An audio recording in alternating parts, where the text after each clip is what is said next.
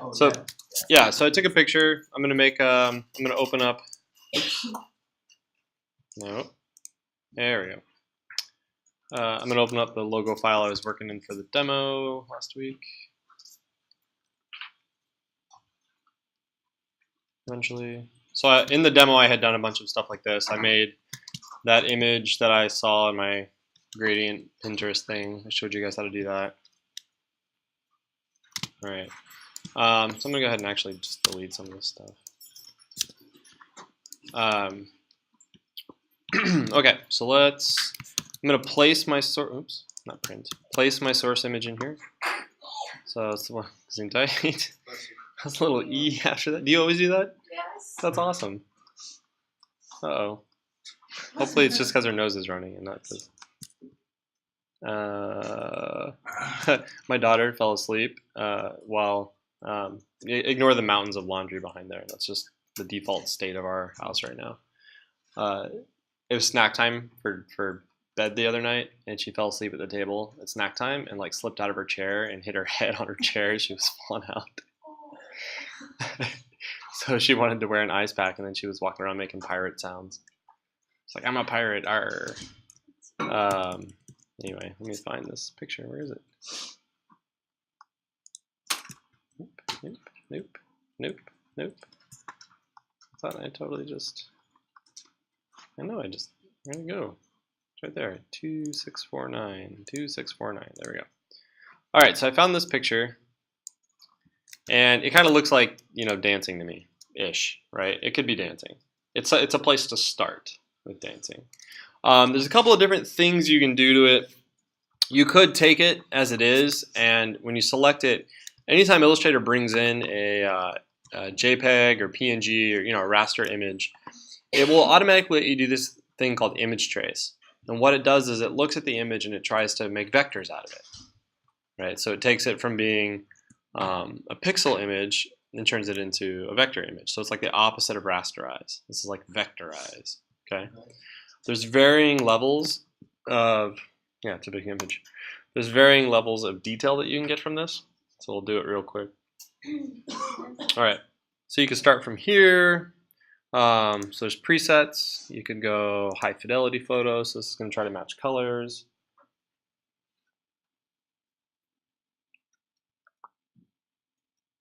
The thing about image trace, though, is to remember that this is the place to start.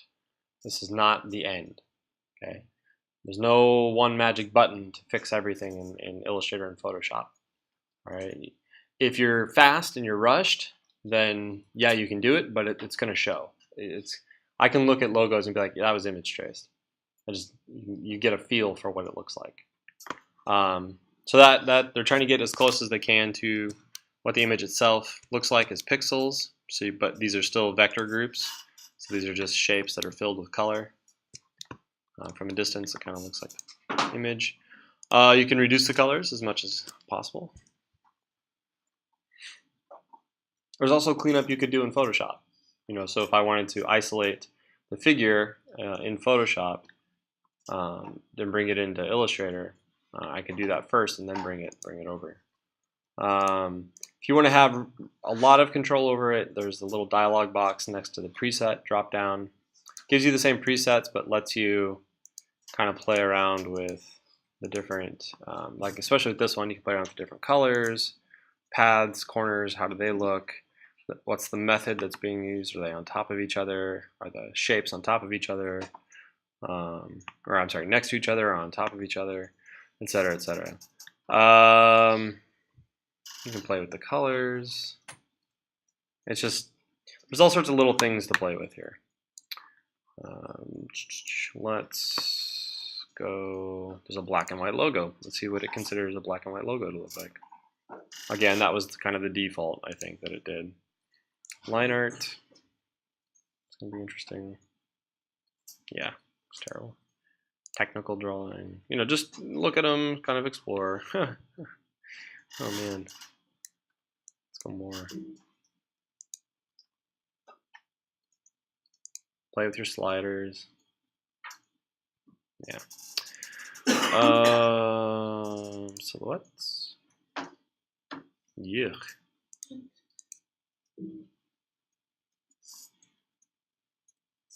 Yeah, still not great.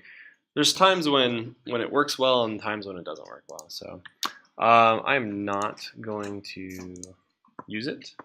I'm just going to lock that image so that I can take my pen tool and kind of come in here and decide where I want things to be, right, and how I want it to look. Yeah. The main thing is that you do need to change it, right? You can't just keep it the way it is, and even you can't even really like clean it up a bunch and use it. You could use parts of it, maybe, but you would still need to change it quite a bit. So I locked it, but I'm just going to sit here and kind of take my pen tool and just sort of roughly go around and kind of trace it here. It's kind of super rough.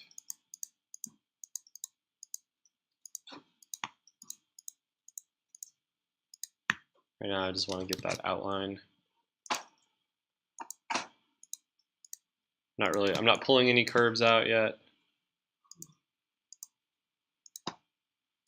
Keeping it pretty sharp. Don't care about those holes yet.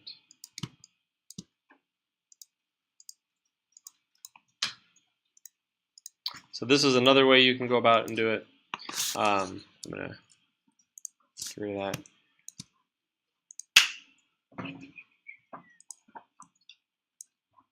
Make it just a little bit.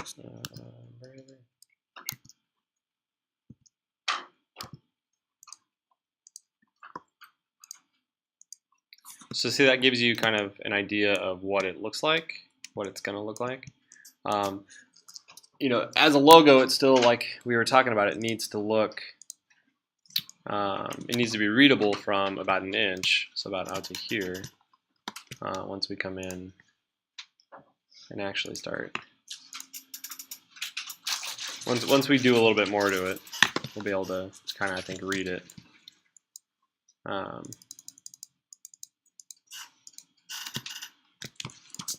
But sometimes if you want the results, you just really got to put in the work.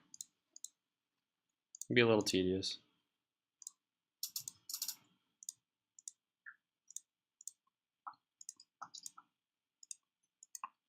So this is sort of a really boring way to do it. If you wanted to try to venture into Illustrator or Photoshop and Illustrator, use them in conjunction with each other. You know, you can either well, you can do some cleanup in Photoshop first. So let's do that.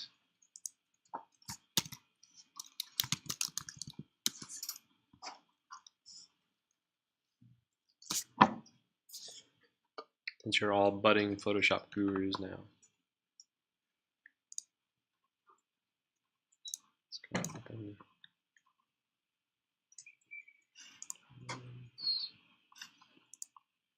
Open the image. All right. So we could use our magnetic lasso and just sort of come in here and quickly make selections if we wanted. Going pretty fast. It's pretty rough. That's getting pretty rough. Let's maybe try our wand tool and do some selections based off our wand tool. Actually, that's pretty good.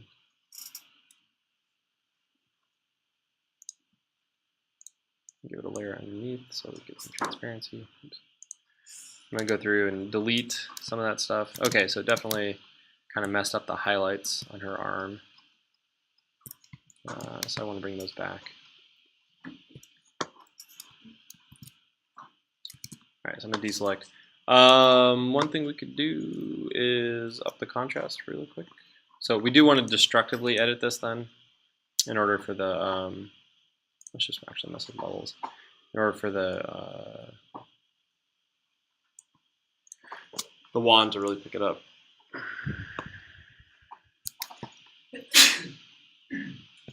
Yeah, so see how it's getting it right there. You can come in and add to the selection. Actually, let's take away from the selection. By holding Option, I can take away from the selection so I can clean up where the wand tool is selecting. And just tell it, no, don't select those spaces. So you get a nice solid. Same here. Don't select this stuff.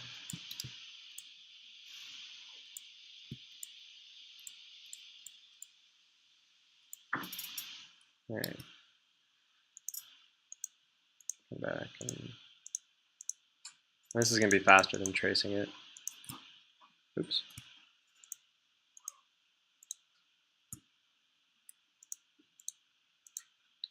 Hold Shift if you want to add to a selection. So I'm subtracting from the selection with the Option in order to clean up that edge. Because right now it's selecting like the highlights in the hand. Okay, that's good. And I'm just, are you kidding? There you go. And then I'm just checking the rest of the selection to make sure it's okay. Here's a spot.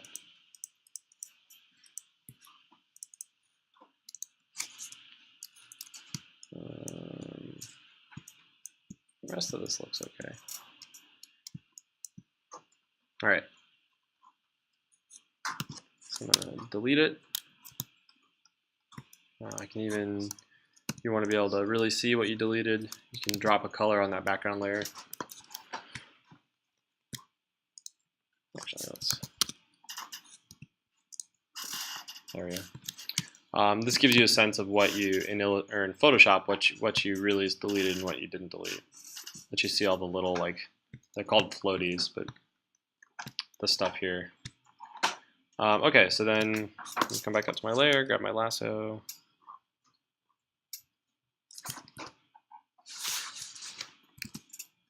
And then come in here, actually, let's grab our wand. So then I can delete that.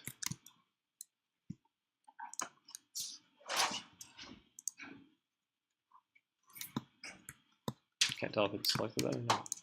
There we go. And, all right. A little bit in here. I'm going to use my lasso to cut.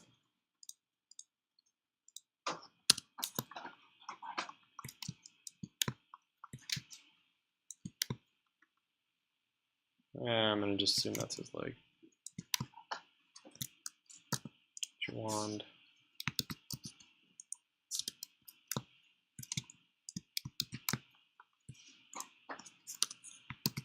Okay. So that looks pretty good. That's good enough at least for bringing it into Illustrator and getting something useful out of it.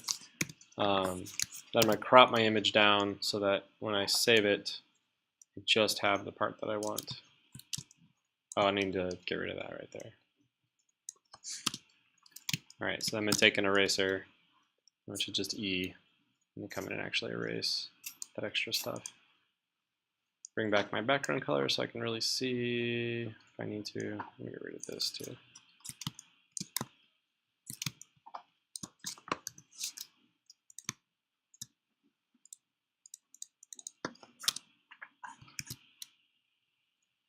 All right. Okay, so that's a good place to start. Then I'm just going to export an PNG with the transparency. So I turned off my background. I'm going to export as.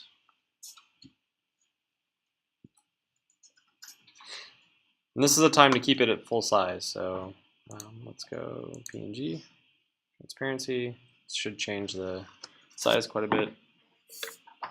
Yeah, I doubled it. All right, it's fine. Export it. Where do you want to export it? Just desktop is good for now. Dance logo. All right, and come back to Illustrator. Let's get rid of that placed image. We can keep that for now. We'll place a new image. Dance logo. All right. How big I want it. Now you can come in and do some image tracing that might actually look good. And it's pretty clean now. Work with that. So what that look like? Actually, that's what I want. I just want a straight up silhouette. So I'm going to deal with the silhouette as part of my logo. All right. So once you've selected the effect that you want, you got it looking close to where you want it to be. Just hit expand for that image trace, and that will actually make it path information now. So now you can see it's all path information that I can use. Okay, which is a great place to start. I've got some floaties over here that I'm going to get rid of. All right. Now I need to decide what I want to do with it. So it's a dance company. I'm just going to use the generic text dance company. Dance as one word, and I think company as another word. Terrible font. I don't know why Myriad Pro is the default font. It's horrible. Let's pick something else.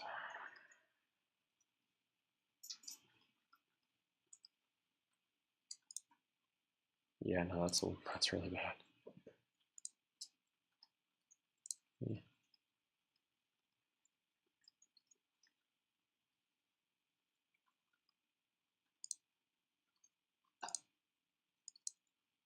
Also not great.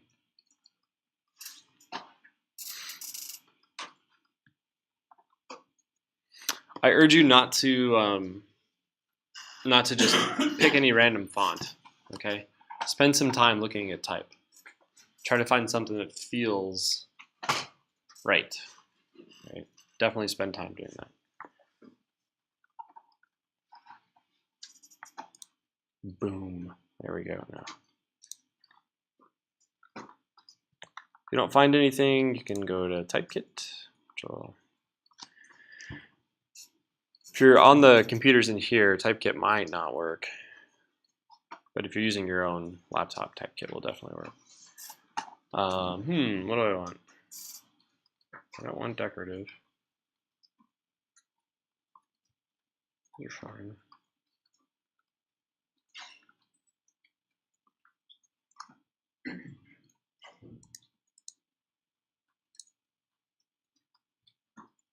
That's kind of fun.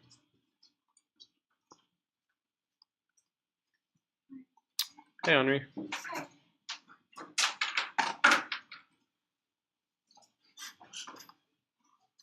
I kind of like that. That might be hard to read, though.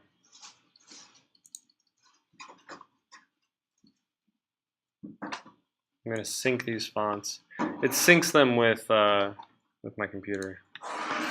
So right now they should be syncing. Yeah, I see error. But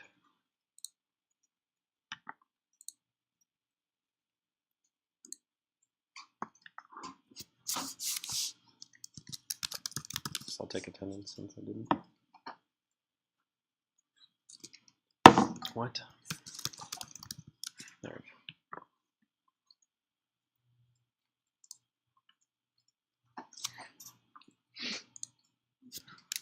Should probably pause the recording during attendance. Okay, so yeah, so it synced the fonts, so they should be available now when I come back to Illustrator. Oh, my computer's running slow. There we go. So Acier, there they are. Let's try this one. Hey, that looks really modern and crazy, doesn't it? That is too modern and crazy. Solid. That's not bad. We can do something with this.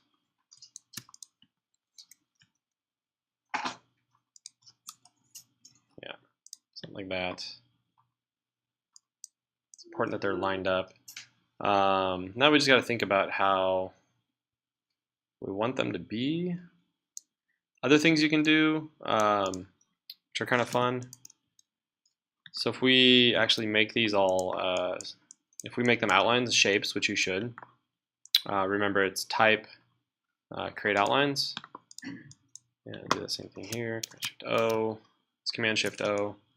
I kind of just had an idea for this, so so now that I've got shapes, right? They're grouped together. If I find them on my If I find them on here, you can see they're grouped, so each letter is its own thing that I can play with. Dance has 5 letters, so doing kind of what I was thinking isn't going to work as easily. I was thinking about like positioning this, each one underneath, and kind of creating like a grid of sorts with the letters. You can still do it. It's just going to look a little funny. Like that. Oh yeah, actually this would, okay, so this will look kind of cool. I just had an idea. There we go. So I double click to go inside the group. I'm gonna get rid of those letters. Come back, grab these letters, but I still want them in there, outside the group. I'm gonna line them up here, something like that. So then it says Dance Co. Right? I don't know. It's kind of dumb, but it works. I'm gonna make these a little snugger. Snugger. It's my word for the day. Remember, we're in outline mode right now, so it's okay if things overlap, because if I go back, they're gonna look like that. It does show me though that my my N and my C need to maybe come over a little bit. If you're having trouble lining stuff up, you can always select a bunch of objects and come up to your align tools. If you don't see your align tools, there is an align window here. Just make sure that you know what you're aligning to. There are 3 things to align to again: selection, key object, artboard. So I'm gonna go selection, and then I'm gonna just pick my horizontal left, and that's gonna make sure that they're all aligned on the left. So if we do that, now they're perfectly aligned. Okay. These doesn't matter. Since it's not a monospace font, it doesn't matter if these are completely lined up really well. So if I do that, it looks like that.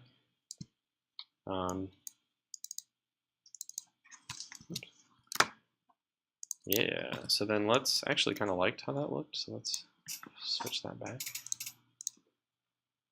Dance Echo, that's what that I read that as now, is Dance Echo, right? Which is probably not what we want. Dance Co. Dance Co. Nope. That echo is hard to get away from. Super hard to get away from.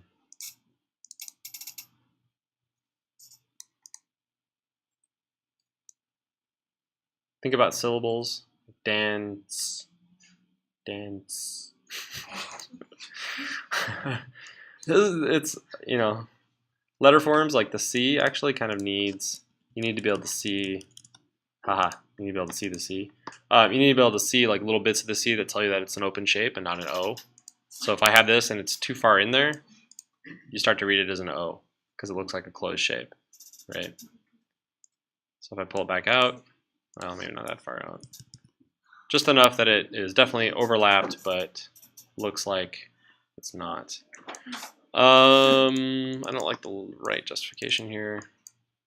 So I'm gonna bring it back. I was trying to go with something really vertical. Oh, here, we could do this. Dance. Right? Let's go. A big N. Yeah. That looks terrible. Let's align everything to the left.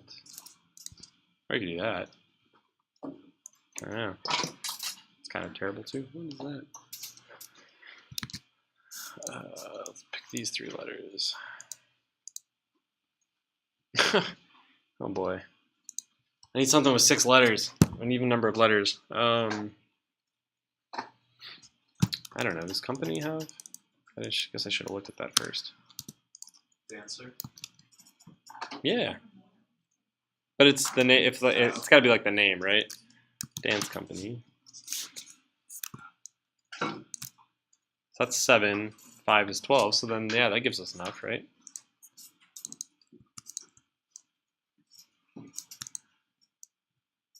It's gonna be kind of one big.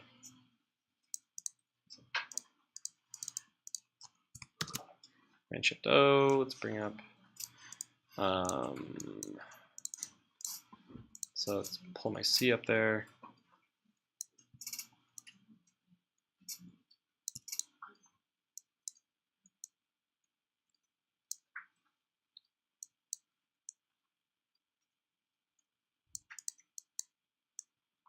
Maybe it's the Dance Company of New York, so then the NY also kind of ends up. This is really rough. I'm just lining these up real quick.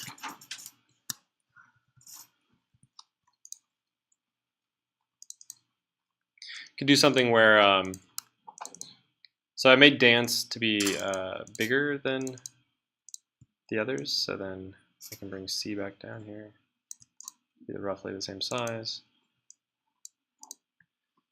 So it helps distinguish C, but that's still really awkward. Dance Company. Yeah, it's still really, really awkward. Spacing is a little better. Bring those in a little bit.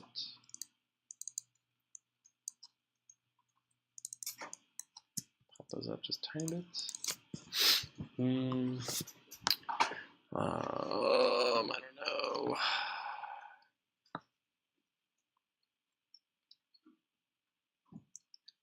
See, the idea I had was like putting them on top of each other somehow.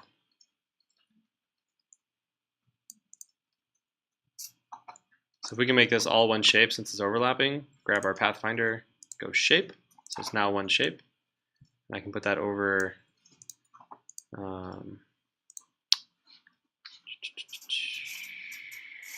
put that over this and maybe cut it out. It's gonna be a little awkward. So grab these two shapes and then do that. It gives you something like that.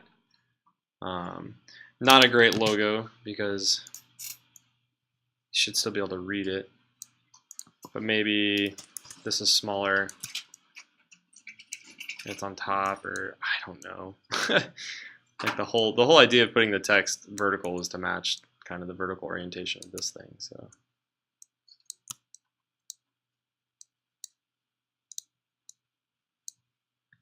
you can do different. So if you're doing like a black and white, you could do different treatments where let's actually ungroup all of these things. Release compound path. Compound path. Oh no, I wanted those paths back. Make that one.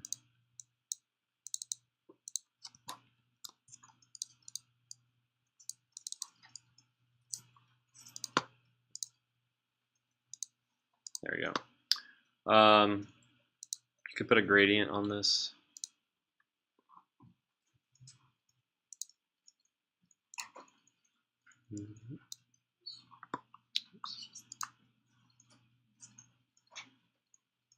Terrible gradient.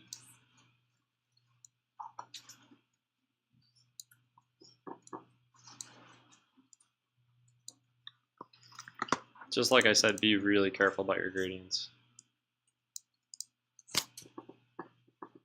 They can end up looking really funky.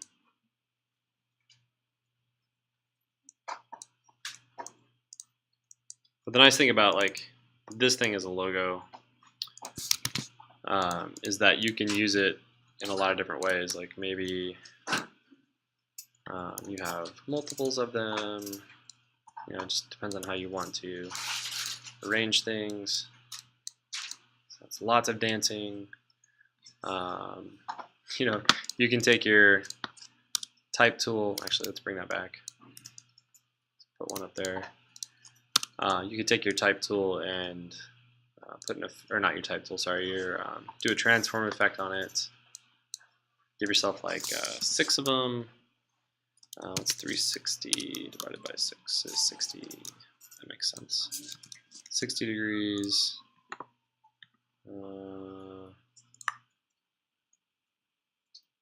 Reflecting the X and the Y. Random? Oh, that's kind of fun.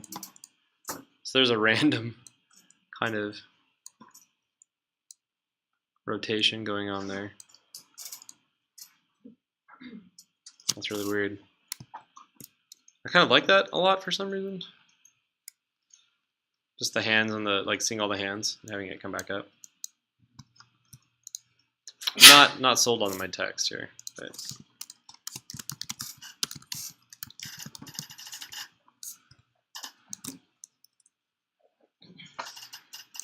want to keep it simple. You could do something like that where the logo is just a little bit more abstract.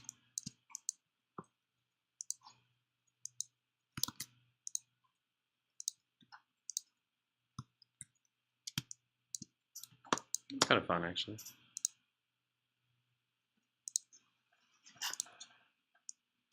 Like there, that would be a good logo. Right? There's nothing that says it has to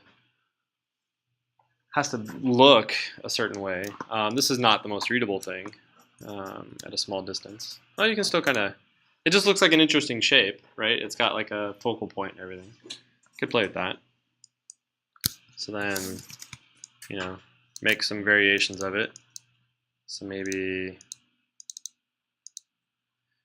this one has different colors,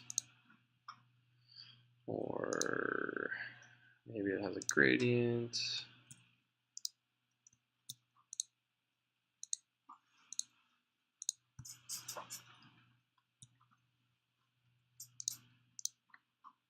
It's a linear gradient.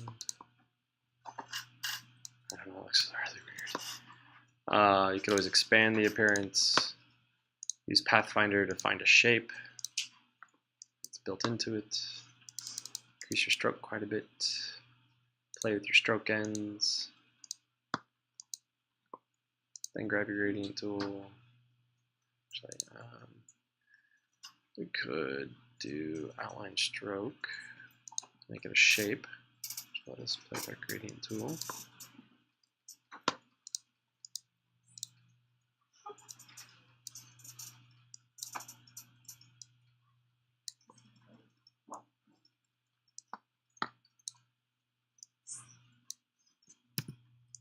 Something like that.